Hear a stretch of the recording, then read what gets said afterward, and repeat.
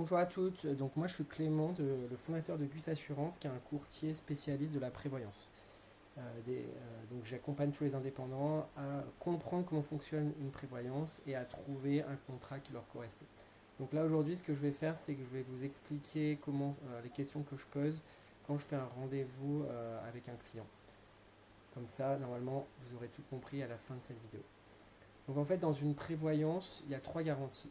La première, c'est le versement d'indemnités en cas d'arrêt de travail.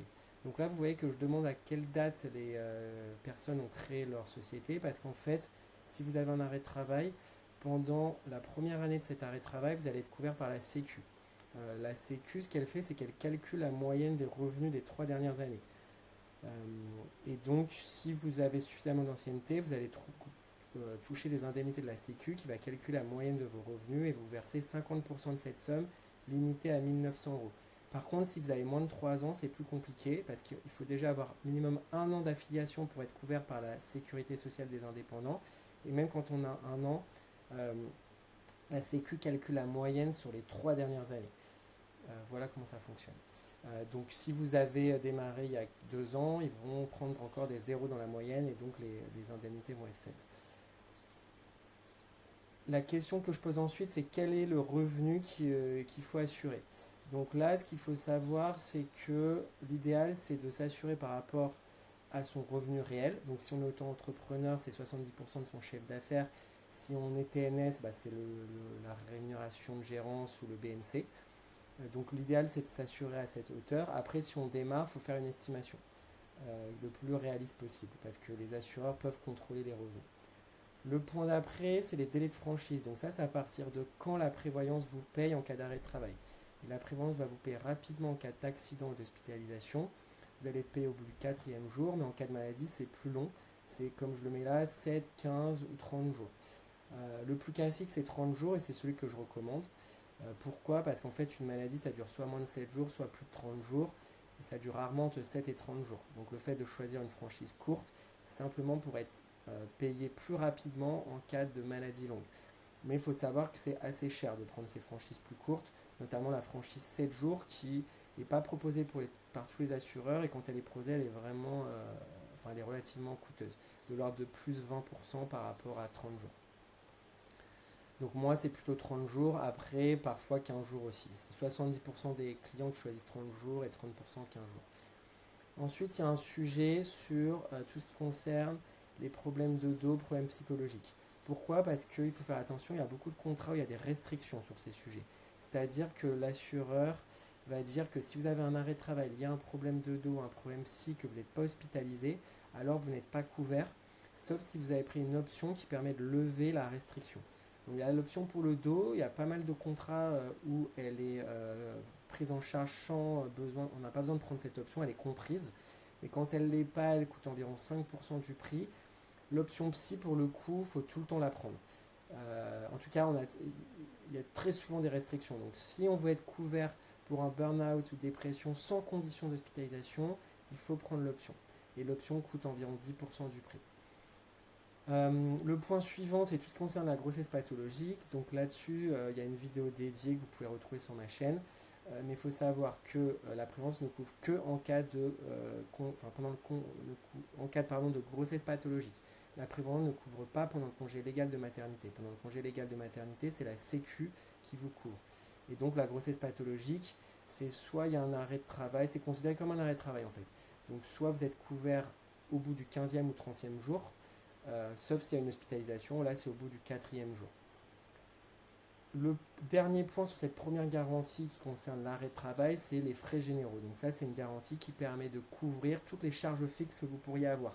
Donc c'est par exemple si vous avez un loyer professionnel, un loyer qu'il faudra continuer à payer si vous êtes en arrêt de travail, et bien là, il y a la possibilité de couvrir cela avec l'assurance frais généraux.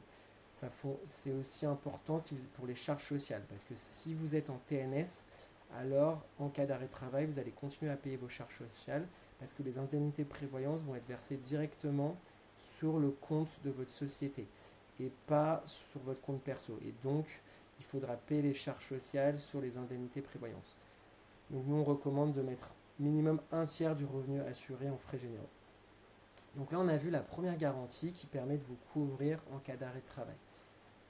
Et là, ce que je vous montre, donc, c'est le formulaire de prise des besoins. Vous pouvez mettre sur pause et lire plus de détails sur ce que je... En gros, j'explique par écrit ce que je suis en train de vous expliquer à l'oral. Donc la seconde garantie, c'est l'invalidité. Pourquoi c'est important? Parce qu'il faut savoir que quand on est indépendant, on n'est quasiment pas couvert en cas d'invalidité. Notamment parce qu'on n'a pas de prévoyance. Donc qu'est-ce que fait la prévoyance? Elle va verser jusqu'à la retraite une rente en cas d'invalidité totale ou invalidité partielle. Le barème qui est utilisé pour calculer l'invalidité, c'est un barème professionnel. Pardon, ça dépend des métiers. Donc c'est soit croisé, soit professionnel. Professionnel, c'est plus pour les professions médicales. Croisé, c'est pour les autres professions, plutôt pour les professions intellectuelles. Barème croisé, l'assureur va calculer l'impact de l'invalidité sur votre capacité à travailler d'une part, sur votre vie fonctionnelle d'autre part. Il fait la combinaison des deux, ça donne un taux. Si le taux est supérieur à 66%, vous touchez 100% de la rente jusqu'à la retraite. Et si vous êtes invalide entre 33 et 66%, vous touchez une rente partielle. Et là, je vous ai mis un exemple de à quoi ressemble un barème croisé. Le professionnel ici, le fonctionnel ici. Et donc, en dessous de 33%, vous ne touchez rien, sauf si vous prenez l'option qui permet de faire démarrer l'invalidité partielle dès 16 ou 20% en fonction des assureurs. Donc ça, c'est quelque chose que environ 20% de mes clients choisissent. Et la dernière chose à connaître, c'est en cas d'invalidité partielle, donc entre 16 et 66%, ou 33 et 66%, l'invalidité qui est versée correspond chez la plupart des assureurs au ratio T sur 66. Ça veut dire que si vous êtes invalide à 40%, vous touchez 40/66e de la rente. Donc si vous avez assuré 3 000 euros, vous touchez 40/66e de 3 000 euros.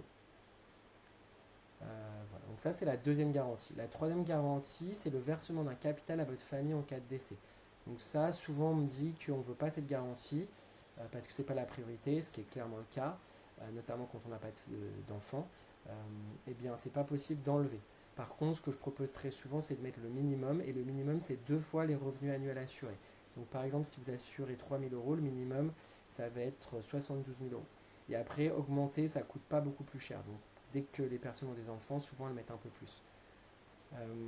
Et c'est possible d'ajouter une rente éducation pour protéger les enfants. Il y a aussi la rente conjoint, mais ça c'est très rarement, c'est très cher, donc c'est rarement choisi. Donc la rente éducation ici, voilà, c'est à peu près 15 euros par mois pour 1000 euros pendant les études.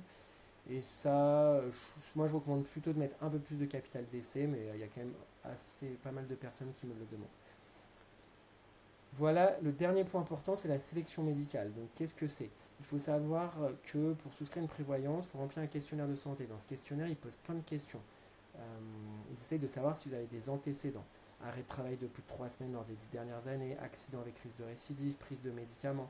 N'importe quel sujet en lien avec la santé entraîne une étude spécifique de l'assureur qui peut aboutir à des exclusions, des surprimes ou des refus. Donc si vous avez des antécédents, ça peut être compliqué de souscrire. Si vous n'en avez pas, ce qu'il faut vous dire, c'est que c'est le moment de souscrire parce que ensuite ça peut être très compliqué de souscrire. Et quand on veut augmenter les garanties, il faut refaire la section médicale. C'est un peu comme si on repartait à zéro. Voilà, donc ça c'est les points les plus importants. Sachant que nous, une fois qu'on a fait ce rendez-vous, que je vous ai en gros exactement les mêmes questions, les mêmes explications que ce que je suis en train de vous dire là à l'oral, on envoie des devis qui correspondent aux besoins. Sachant qu'en tant que courtier, on est payé par les assureurs, ils payent tous de la même manière, donc pas d'intérêt à proposer un contrat plutôt qu'un autre, et on s'occupe du suivi. Donc c'est la mise à jour des garanties, c'est le changement de statut, par exemple passage d'auto-entrepreneur à EURL ou passage du micro-BNC à BNC. Et après, s'il y a un arrêt de travail, c'est plutôt en lien direct avec l'assureur, mais on peut intervenir en cas de dysfonctionnement, ça arrive quand même de temps en temps. Donc là, je vous mets aussi les questions les plus souvent posées lors des rendez-vous. Donc, présentation, ça je l'ai fait. Donc, je suis en création, est-ce que je serai indemnisé par la Sécu en cas d'arrêt de travail? Non. Voilà, c'est ce que si vous venez de vous lancer, vous ne serez pas couvert. Et si vous avez un an d'affiliation, vous serez couvert, mais ils auront encore les zéros dans la moyenne. Voilà, donc ça, c'est les questions les plus souvent posées. Vous pouvez mettre sur pause pour lire les réponses. Une qui est importante, c'est peut-être celle sur les augmentations. Donc il y a deux types d'augmentation. Il y a soit augmentation en âge à l'adhésion. Le prix n'évolue pas en fonction de l'âge, mais évolue en fonction d'autres paramètres comme l'inflation et la sinistralité, c'est-à-dire est-ce qu'il y a beaucoup de sinistres d'arrêt de travail, d'invalidité parmi les co-assurés. Et après, il y a les contrats qui augmentent avec l'âge. Donc, en fonction de son âge, un type de contrat est plus ou moins intéressant. Quand on commence à avoir 45 ans, 50 ans, bah, le prix en âge atteint, il va beaucoup augmenter chaque année. Parce que prix en âge à l'adhésion, ça augmente certes, mais c'est la même chose pour tout le monde. Voilà, et après, je vous mets aussi les principaux assureurs qu'on propose. Donc, il y a Abeille, ça dépend beaucoup des métiers, euh, profession médicale, non médicale, le statut, auto-entrepreneur, EURL, SASU. C'est pas les mêmes assureurs qui ont les meilleures offres. Mais en gros, là, vous avez pour les TNS, en tout cas, les assureurs qu'on propose le plus souvent. Voilà. Voilà les explications. Vous pouvez faire une demande de devis sur le site Gus Assurance.